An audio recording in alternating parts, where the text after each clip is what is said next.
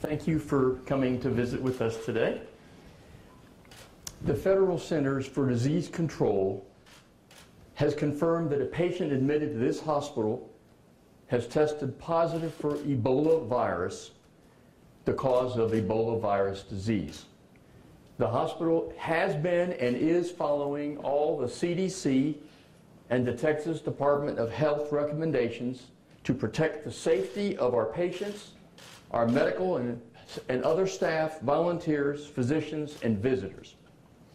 We're working closely with representatives from the Centers for Disease Control, the Texas Department of Health and Human Services, the Dallas County Department of Health and Human Services, and the U.S. Department of Health and Human Services on a coordinated response, and we're taking every step possible to manage this situation.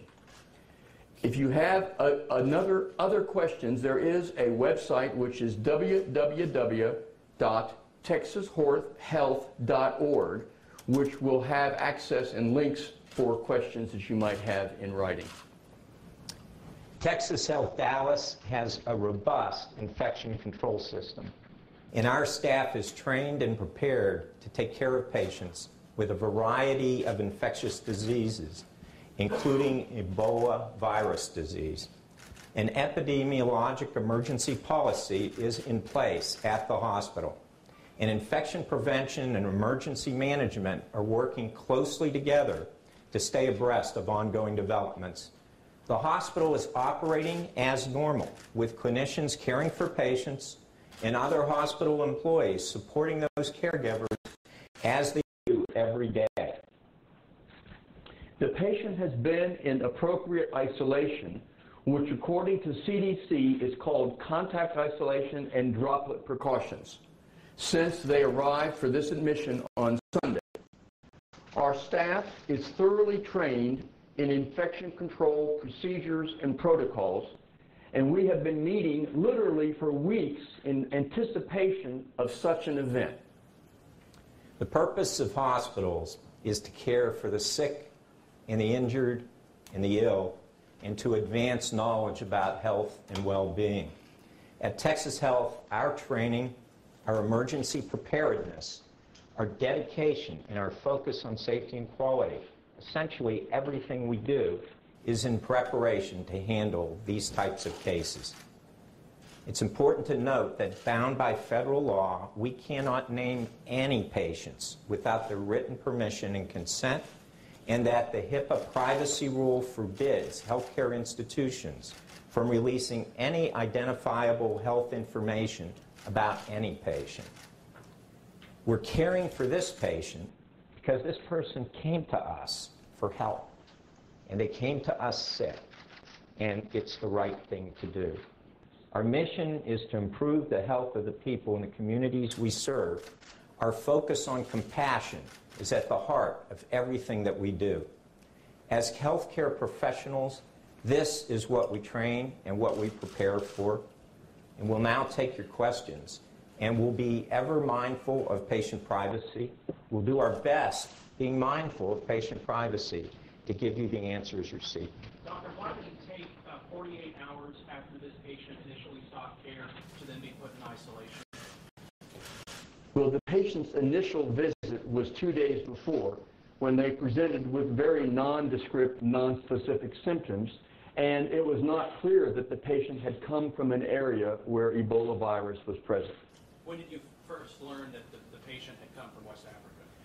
On the second visit, which was Sunday the 28th, that's when the information became more clear, but even then it wasn't completely clear, and it's still evolving. We're getting newer information as each day goes on. How many people do you think might have been exposed to him during that time when he was contagious? The CDC said just a handful of people, but wouldn't you have been around a lot more people than that just in the hospital? Well, I can't speak to the people outside of the hospital, but from what we're determining, and we're looking at all the people who might have had contact, there doesn't appear to have been,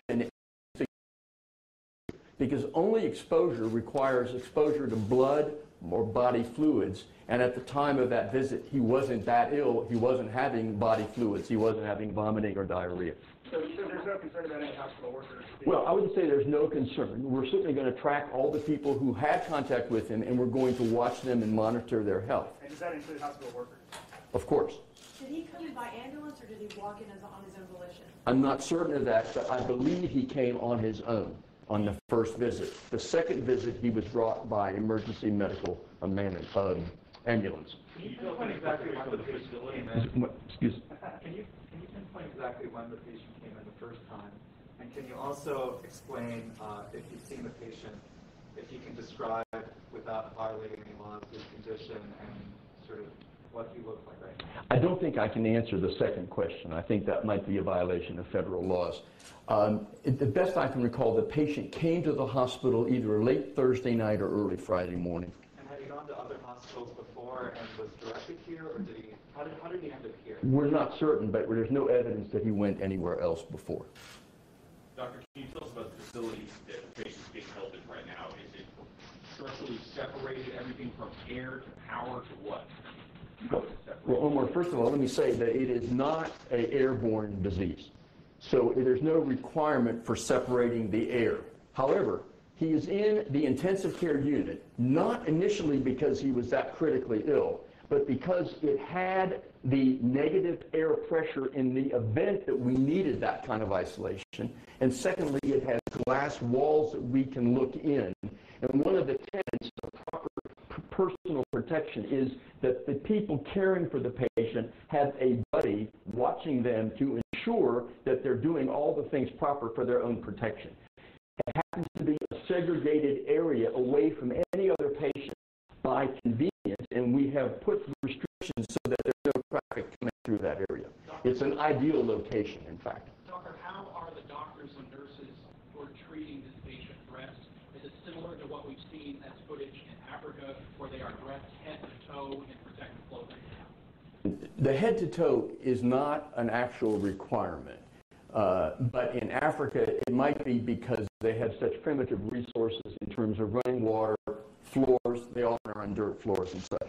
What the staff is doing now is they're wearing water impermeable gowns. In fact, they're wearing two of them because the gowns open in the back and it's hard to tie them close. So they have one gown that's in the back and the other gown tying in the front. They're wearing gloves. They're wearing surgical masks, and they're wearing eye protection.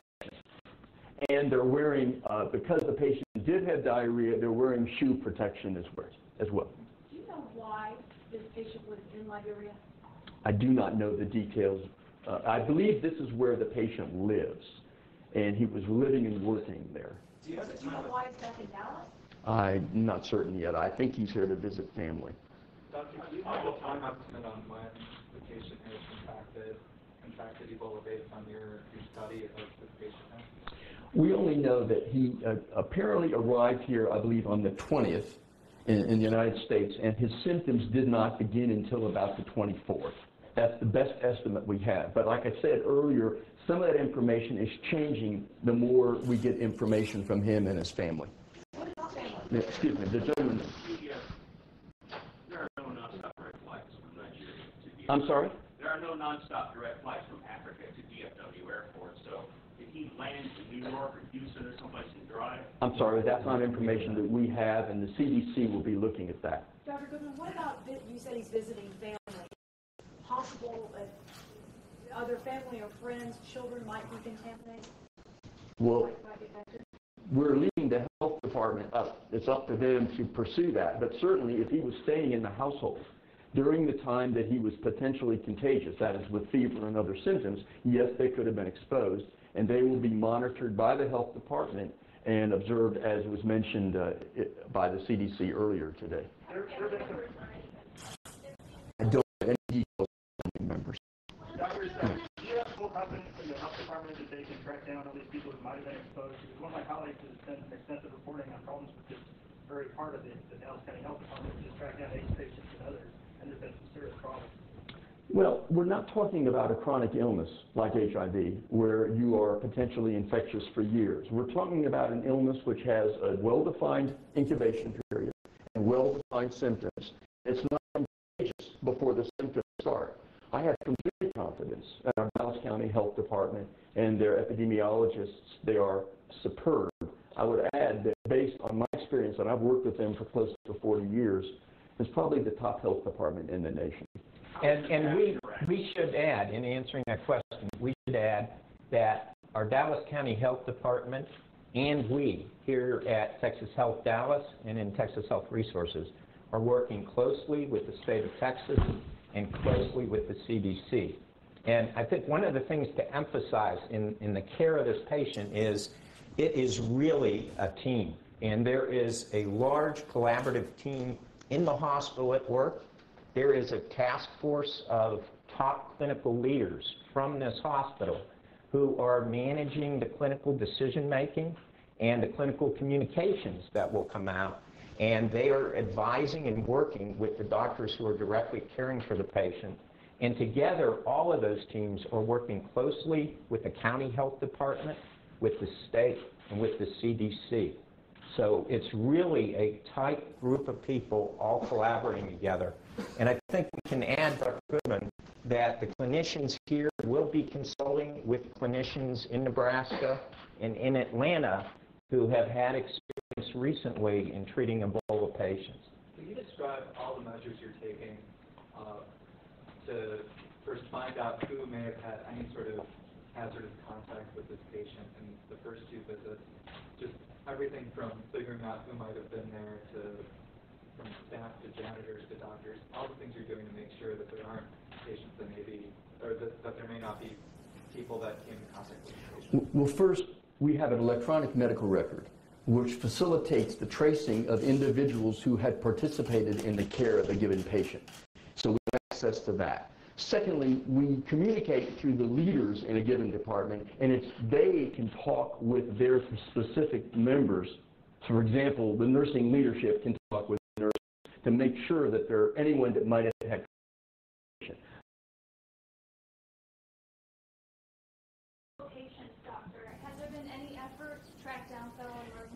the emergency room has a log of patients, and that log will be looked at. But remember, this is not transmitted by the air.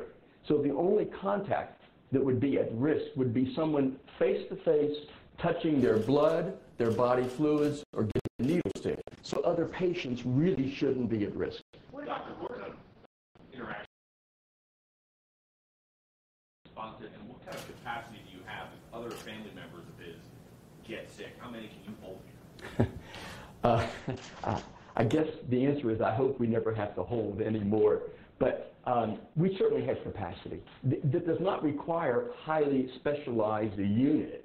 We have infection control procedures with contact and droplet precautions. You could do that in any number of rooms. We have negative pressure rooms, which we don't need at this time, but in the event that a patient required respiratory, start wearing different masks, and we do have the negative pressure, which protects others. I forgot the first part of your question. Interaction, what kind of interaction does your staff have? Well, I'm not at liberty to discuss the patient's condition, but I will say that the patient is communicating and is expressing hunger, for example. So, we feel that we have a good, we're monitoring the patient very closely, and we have a very attentive staff to his care. I might also add, the CDC is sending a team of individuals, some of whom have had previous experience treating patients with Ebola virus, and they're on their way, and they'll be here either later tonight or early tomorrow morning. What can you say to other patients? I mean, this is such a popular, large facility, maternity ward, lots of doctors' offices. Are you hearing that people are afraid to come to the hospital? That's one. Two, what are you saying to those people? Well, I think, again, as Dr. Frieden said, and I emphasized on the press conference with the CDC, this is not transmitted by the air. There's no risk to a person in this hospital who's walking or as a patient. There's simply no reason to be fearful of that. When we see the problems in West Africa, you have to understand that those are, and I don't mean to say this in a pejorative way, those are primitive locations. They are war-torn. They don't have enough physicians. They don't have gloves. They don't have gowns. They don't have masks. They often don't have running water. We don't have those problems. So we're perfectly capable of taking care of this patient with no risk to other people. And it's important to note, as we said in the opening statements, the hospital is continuing its normal operations. Clinicians are caring for patients as normally. And we are very, very confident in the clinical care teams who are at work here and in their collaboration with the CDC in following the protocols. What about the staff that treated him in these ER visits, the one from Friday and then from Sunday? Have they been tested at all? Well, the staff on Sunday he was in appropriate isolation from when he arrived around 10:30 in the morning. So we're not concerned about them. The staff on Friday are being interviewed. We're getting the list first. Again, unless they had contact with blood or body fluids, there's really no exposure. While you sort out why he was here and if he's living and working, as you said, in Liberia, is it safe to assume, to the best of your knowledge, that this individual is not a citizen of the United States? I really don't know. I'm not sure I can answer that because we don't have, I haven't seen his passport or anything like that. Getting back to this first hospital visit when you missed his diagnosis, hindsight's 20/20, and you treat a lot of people in and out of the emergency room, and you say you didn't know that he had been from Africa at that time. Is there any effort to go back now and say, hey, how did we miss this? Oh, for sure. Yes. Can you explain that? Well, I mean, the emergency department has been intimately involved with this patient since his arrival on Sunday. Keep in mind, when he arrived Sunday, he stayed in the emergency room until late yesterday afternoon because we wanted to minimize travel within the hospital. So the emergency room staff are very aware, and they are certainly looking at all their policies and procedures as they would routinely.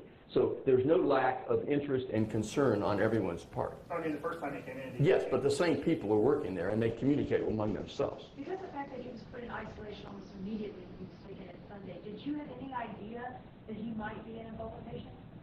I think those caring for him were suspicious of that almost immediately. The emergency room people identified that as a concern and consulted infection prevention department, which is my department, and consulted the infectious disease clinician, and I was on the top of everyone's list.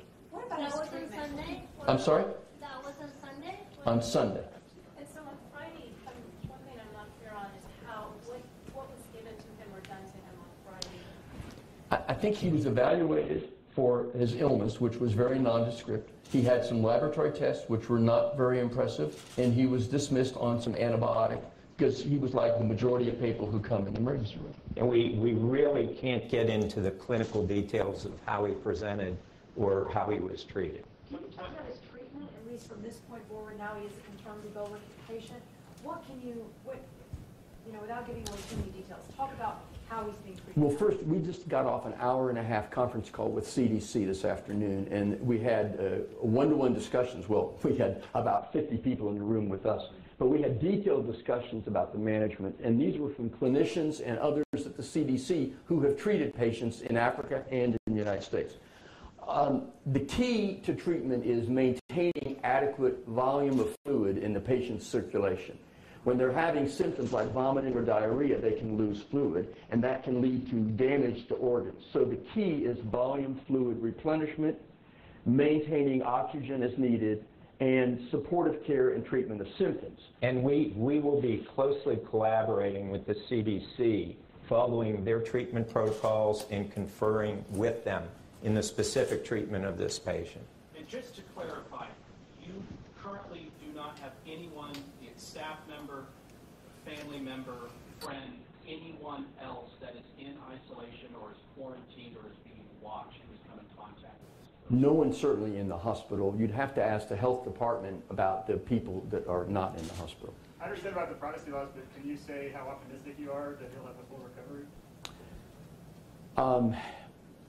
I can speak from my experience in the literature.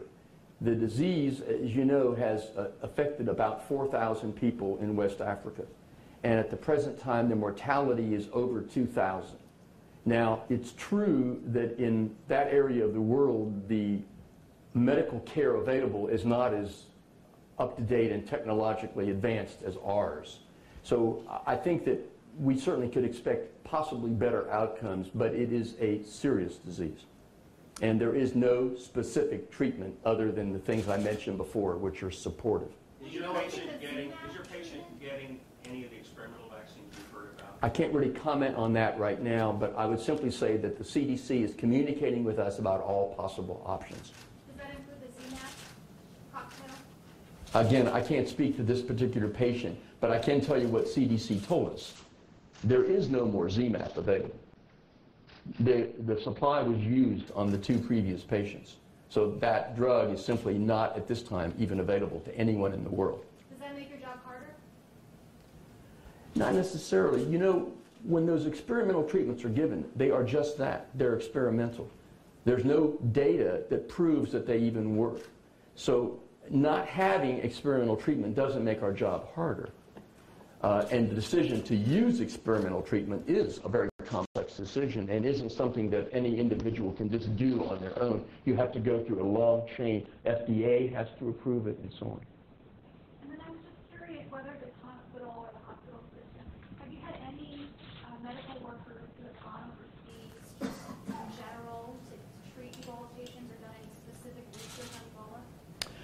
To our knowledge, we don't have anyone at this time who's gone specifically at this time with the epidemic that's present in West Africa.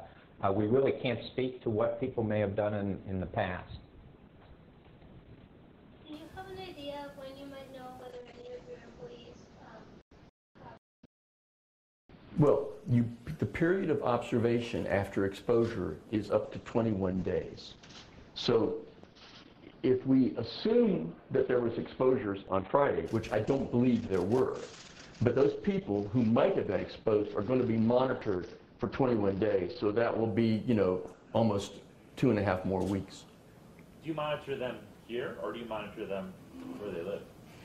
That's up to the Dallas County Health Department and the CDC. We have no responsibility for those people because they're not our patients. But what the CDC has said in the past is that if a person has no symptoms, they can continue to work and do all their regular activities. They're monitored by taking their temperature. And if they develop symptoms or temperature, that's when they would be put into isolation. Again, it is not contagious before you develop symptoms. That's not true of other diseases. For example, influenza virus is transmissible before you even get sick. That's certainly true of many other diseases, but not this particular disease. And Dr. Goodman, what you're saying is this is in no way like influenza virus. Exactly. So in no way could we talk about them the same or talk about how it's transmitted. Very, very different from influenza. I know, Dr. Goodman, you mentioned when the patient first came in on Friday, he was very nondescript about any kind of symptoms, so that was one reason that led to his release with the antibiotics. Do you know anything about, did he know that he was around Ebola when he was in Liberia? I don't think anyone knows that right now. You don't know his specifics of, or how long is he planning to be in Texas? We don't know that either, But you visiting family? as far as we know. And we'd love to give you the answers you're asking for, but the privacy laws really preclude us giving anything that could identify the patient or give specific information. We both been saying he, but is that just, and we can't say for sure. We really can't say that either. We need to wrap up, please. I guess lastly, Dr. Goodman, you said your staff at this hospital's been preparing for an event like this if it were to happen. Did you ever think you'd see Ebola on your doorstep? Yes. You thought you would? Yes. Why? Well, there's over 4,000 identified cases in West Africa. There's plenty of opportunity for people to fly over and come to any part of the United States. The Dallas County Health Department, the Texas Department of Health, the CDC have been bombarding us with information on how to screen for and isolate patients. If they didn't think it was likely, they wouldn't be doing all that. We had a meeting last Wednesday morning of all the likely stakeholders, that is, people likely to be involved in the management and care of a patient. And we met and went through a checklist, which the CDC sent to everybody in the country, all the hospitals, outlining all the potential areas that we had to be checked. And I will say, we were prepared. Just to confirm, you've been referring to this patient as the he. Are you saying That's a generic way of referring. So you're not confirming if it's male or No, we're not. No, we're not. And I want to say something from the point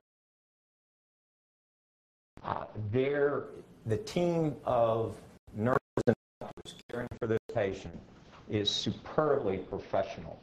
And they are totally dedicated, and they are moved by his situation.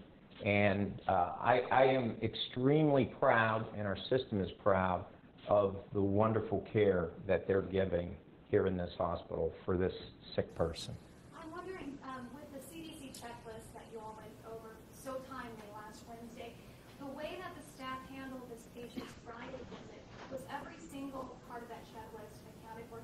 Did they act exactly the way they were supposed to? At this time, we simply don't have the answers to that. We're investigating that. I guess to piggyback on this question, how confident are you that the patient will recover from that in the setting?